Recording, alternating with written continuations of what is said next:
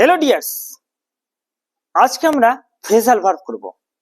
আর এই phrasal verb হচ্ছে নবম এবং দশম শ্রেণীর জন্য। তোমাদের তিনটে প্রশ্ন আসবে, 1 মার্ক করেই থাকবে, আর তিনটে পারলে তোমাদের 3 মার্ক উঠে যাবে। আচ্ছা, তাহলে চলো শুরু করি ফ্রেজাল ভার্ব, তাই না? ফ্রেজাল ভার্ব কি জিনিসটা কেউ বলতে পারবে? বলো তো দেখি। ও, আমি তো তোমাদের দেখতেই পাচ্ছি না, সরি, আমি বলছি তাহলে। ফ্রেজাল ভার্ব হচ্ছে যে মেইন ভার্বের সঙ্গে প্রিপোজিশন বা এডভার্ব যুক্ত হয়ে সেই মেইন ভার্বের পুরোপুরি অর্থ, সম্পূর্ণ অর্থই পরিবর্তন হয়ে যাবে, সেটাই হচ্ছে ফ্রেজাল ভার্ব। বুঝতে পারছো?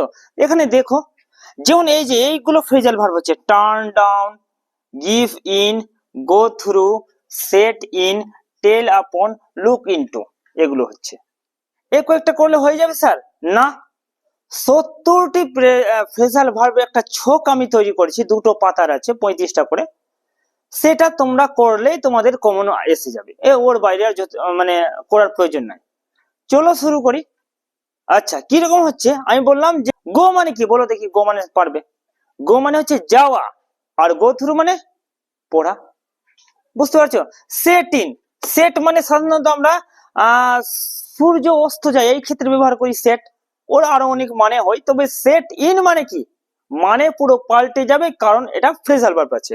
সেট ইন মানে হয়ে যাবে, বলো বলো বলো, শুরু করা। ইয়েস, এই হচ্ছে, এগুলো হচ্ছে ফ্রেজাল ভার্ব। 70টি ফ্রেজাল ভার্ব আমি দিয়েছি, সেটা করলে হয়ে যাবে। এবারে কোশ্চেন কিরকম আসে? হ্যাঁ, এটা জানলে হয়ে যাবে না? এই যে কোশ্চেন গুলো আছে সেটা আবার টেন্স অনুযায়ী পরিবর্তন হয়। বুঝতে পারছো? TENSE, টেন্স অনুযায়ী সেটা পরিবর্তন হয়। টেন্সের বিষয়টা বুঝতে হবে, সেখানে নাম্বার কমে যায়। বুঝতে পারছো? কিরকম বলো তো দেখি। টেন্স ধরে নাও, এই যে এই মেন ভার্ব দিয়েছে সারেন্ডার্স। সারেন্ডার্স মানে কি বলো? সারেন্ডার্স মানে কি বলো? বস্তুতা স্বীকার করা। বুঝতে পারছো? এই সারেন্ডার্স এর জন্য ফ্রেজাল ভার্ব হবে গিভ ইন।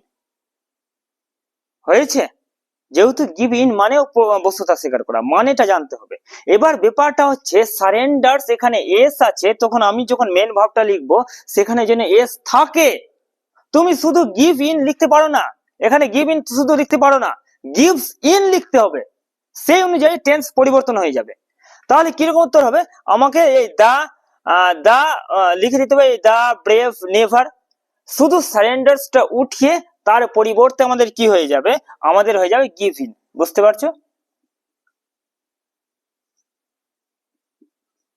ঠিক লিখেছি না? ভুল, এস আছে, তাহলে গিভস ইন।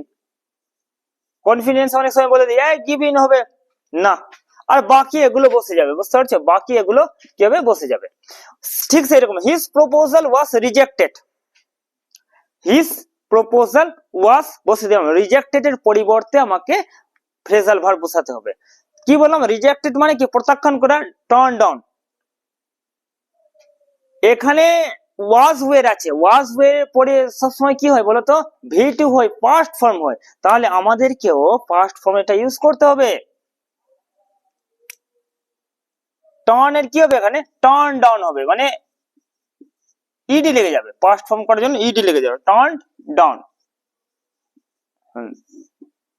এগুলো তো বসে যাবে অবশ্যই, হিস, তাই না? এগুলো আমরা সবাই জানি, হিস প্রপোজাল ওয়াজ বসে যাবে এগুলো। আচ্ছা, এরপরে চলে আসো, air pollution is affecting my health. আচ্ছা, হ্যাঁ, ফ্রেজাল ভার্ব করার সময় কি মানে গোটা লাইনে মানে প্রয়োজন হয়? মানে প্রয়োজন হয় না আমাদের, মানে করতে পারো, মানে প্রয়োজন হয় না। জাস্ট আমাদের এই যে এই ওয়ার্ডটা জানতে হবে, এই ওয়ার্ডের মানে জানতে হবে, বাংলা মানে, আর সেই অনুযায়ী করে নিতে হয়। এফেক্টিং মানে কি হচ্ছে? এফেক্ট মানে ক্ষতি করা। বুঝতে পারছো? আর ক্ষতি করা কোনটা হবে? এই টেল আপন হবে। কি হবে বলো তো দেখি? টেল আপন হবে। আচ্ছা, টেল আপন তো হবে, এটা যদি দেখছি তাহলে এটা আইএনজি ফর্ম আছে। বুঝতে পারছো? ভার্বের সঙ্গে তখন আমরা টেল আপন লিখবো, কি টেলস আপন লিখবো, কি টোল্ড আপন লিখবো, নাকি টেলিং আপন লিখবো? কোনটা হবে বলো দেখি? ঠিক ধরেছো, টেলিং আপন হবে। মানে এয়ার পলিউশন ইস হয়ে যাবে, লিখে দিব, আর এর পরিবর্তে এই যে আন্ডারলাইন আছে এই ওয়ার্ডের পরিবর্তে আমরা টেলিং আপন লিখে দিব, তাই না?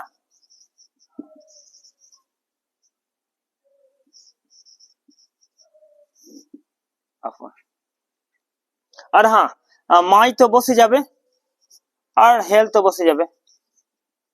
আমি ভিডিওটা বড় না করার জন্যই ওই শর্টকাটে লিখছি, বুঝতে পারছো? এবার হচ্ছে দ্য রেইনস উইল বিগিন সুন, মানে বৃষ্টি শুরু হচ্ছে, তাড়াতাড়ি শুরু হবে, তাড়াতাড়ি শুরু হবে, ফিউচার ফর্ম আছে, ফিউচার টেন্স আছে। বিগিন মানে শুরু করা, এখানে কোনটা শুরু করা হবে? সেট ইন মানে শুরু করা হয়, বুঝতে পারছো? তাহলে আমরা এই পুরোটা লিখে দিব। উইল আর সেল উইল এর পরে 1 নম্বর ফর্ম বসে ভার্বের, তাহলে প্রেজেন্ট ফর্ম, তাহলে সেট ইন, এর জন্য কোনো কিছু আমাদের চেঞ্জ করতে হবে না, বুঝতে পারছো? এরপরে এটা আছে, তোমরা যদি খেয়াল করো তাহলে আমি এমন এক্সাম্পল গুলো বেছে নিয়েছি যেন তোমাদের এটা করলে আর কোনো সমস্যা থাকে না। যেমন এই যে এস থাকলে কিরকম লিখতে হবে, ইডি থাকলে কিরকম মানে পাস্ট ফর্ম, তারপরে আইএনজি থাকলে কিরকম লিখতে হবে, ফিউচার ফর্ম থাকলে কি হবে, হ্যাভের পরে থাকলে কি হয়, আমাদের তো জানতে হবে কোন ফর্মে টেন্স ভার্বটা আছে, তাই না? টেন্সের কোন ফর্ম আছে। এবার আমরা যখন দেখছি যে হ্যাভ আছে বা হ্যাজ আছে, হ্যাভ, হ্যাজ আর হেড এই তিনটার পরেই সব সময় ভার্বের 3 নম্বর ফর্ম বসে পাস্ট পার্টিসিপল, তাহলে এখানে বসে পাস্ট পার্টিসিপল বলবে। রিডের পরিবর্তে যেটা হবে, রিড মানে পড়া, গো থ্রু মানেও পড়া, তাই না? তাহলে গো থ্রুর জন্য আমি কি লিখবো? গো থ্রু লিখবো, নাকি ওয়েন্ট থ্রু লিখবো, নাকি গোয়িং থ্রু লিখবো, নাকি গান থ্রু লিখবো? বলো বলো বলো। গো থ্রু এর জন্য হবে গান থ্রু। কি হবে, কেন হবে? কারণ 3 নম্বর ফর্ম বসছে পাস্ট পার্টিসিপল। তাহলে আমরা আই তো লিখে দিব, হ্যাভ ও লিখে দিব, তাই না? আর এর জায়গায় আমরা লিখে দিব গো ওয়েন্ট গান থ্রু। হয়েছে? আর বাকি যা আছে, এ নোভেল নেমড পথের পাঁচালী, বাস বসে গেল। তাহলে এটাই ছিল আমাদের ফ্রেজাল ভার্ব। যদি তোমাদের কোনো রকম প্রশ্ন হয় কমেন্ট বক্সে জানাবে, আমি সম্পূর্ণ উত্তর করে দেব। ঠিক আছে, থ্যাংক ইউ, ধন্যবাদ, সবাই ভালো থেকো।